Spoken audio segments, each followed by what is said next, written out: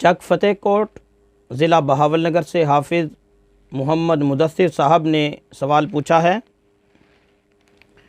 وہ لکھتے ہیں، مفتی صاحب آپ سے یہ پوچھنا تھا کہ لوگوں سے سنا ہے کہ قربانی کے جانور کی ہڈی گھر میں رکھنے سے گھر میں رکھے جانور منہ کھر کے مرض سے محفوظ رہتے ہیں۔ دوسری بات یہ پوچھنی تھی کہ ہم نے سنا ہے کہ اگر گھر کے صحن میں اونٹ کی ہڈی دفن کر دی جائے تو اس سے گھر میں جنات و شیاطین وغیرہ نہیں آتے۔ آپ سے دریافت طلب بات یہ ہے کہ مذکورہ بالا دونوں باتوں میں کہاں تک صداقت ہے؟ ان باتوں پر عمل کر کے ہم کہیں شرک و بدعت کے مرتکب تو نہیں ہوں گے؟ کیونکہ میرا ایک دوست میرے لیے اونٹ کی ہڈی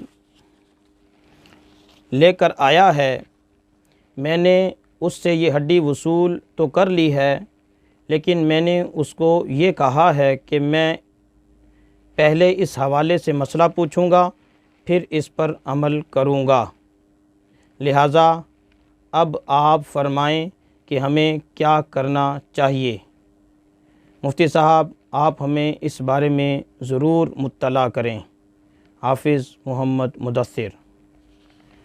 جی میرے محترم بھائی، آپ کے دو سوال ہیں۔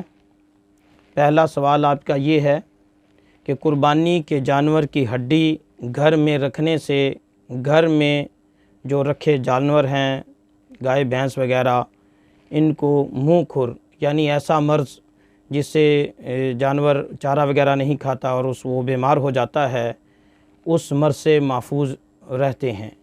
تو میرے محترم بھائی بالکل یہی غلط بات ہے، شرک کی بات ہے۔ ایسی کوئی بات نہیں کہ قربانی کے جانور کی ہڈی ہم رکھیں اور اس ہڈی کی وجہ سے گھر میں رکھے جانور کسی خاص بیماری یا مطلق بیماریوں سے محفوظ ہو جائیں، ایسی کوئی بات ثابت نہیں۔ آپ نے غلط سنا ہے، لہٰذا یہ من گھڑت بات ہے۔ دوسری بات جو آپ نے یہ پوچھی کہ اونٹ کی ہڈی گھر کے صحن میں دفن کرنے سے جنات و شیاطین وغیرہ نہیں آتے، تو یہ بھی سر تپا جعلی بات ہے، بالکل یہ غلط بات ہے۔ آپ کو کسی نے غلط کہا، حقیقت کے ساتھ اس کا کوئی تعلق نہیں، اور یہ بھی شرک کی بات ہے، ایسا نہ کریں۔ ہمیں چاہیے کہ ہم شیاطین سے بچنے کے لیے، آفات و بلیات سے بچنے کے لیے ہمیں چاہیے کہ ہم اللہ کے رسول صلی اللہ علیہ وسلم نے جو وظائف بتلائے ہیں، جو اوراد بتلائے ہیں، ہم ان کا اہتمام کریں تو انشاءاللہ مصیبتوں سے اور پریشانیوں سے ہم محفوظ رہیں گے۔ یہ جو ٹوٹکے ہیں، یہ چلتے پھرتے ہیں، جاہلانہ باتیں ہیں کہ فلاں جانور کی ہڈی رکھ لی جائے، فلاں جانور کی ہڈی جانور کے گلے میں لٹکا لی جائے تو جانور محفوظ ہو جاتے ہیں، فلاں جانور کی ہڈی گھر کی دہلیز پر لٹکا دی جائے تو گھر آفات سے محفوظ رہتا ہے، شیاطین سے محفوظ رہتا ہے، یا گھر کی بنیادوں میں خون ڈال دیا جائے، یا گھر کی بنیادوں میں ہڈیاں ڈال دی جائیں، یا فلاں شے ڈال دی جائے، یہ ساری کی ساری من گھڑت باتیں ہوتی ہیں، حقیقت کے ساتھ ان کا کوئی دور دراز کا بھی واسطہ نہیں۔ لہٰذا ایسی باتوں سے ہمیں بچنا چاہیے، ہمیں وہی اعمال کرنے چاہیے جو اللہ کے رسول صلی اللہ علیہ وسلم نے ارشاد فرمائے ہیں، جو قرآن و احادیث سے جو اوراد و وظائف مذکور ہیں ہم ان پر تو عمل نہیں کرتے، اور ایسے جاہلانہ ٹوٹکوں کے پیچھے ہم پڑے رہتے ہیں۔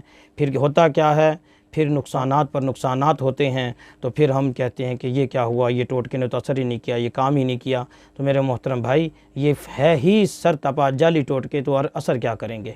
اس لیے ہمیں ان ٹوٹکوں سے بچنا چاہیے۔ آپ کی لکھی ہوئی دونوں باتیں غلط ہیں، یہ من گھڑت ہیں، ان دونوں کا حقیقت کے ساتھ کوئی تعلق اور واسطہ نہیں ہے، لہٰذا ان دونوں سے بچیے۔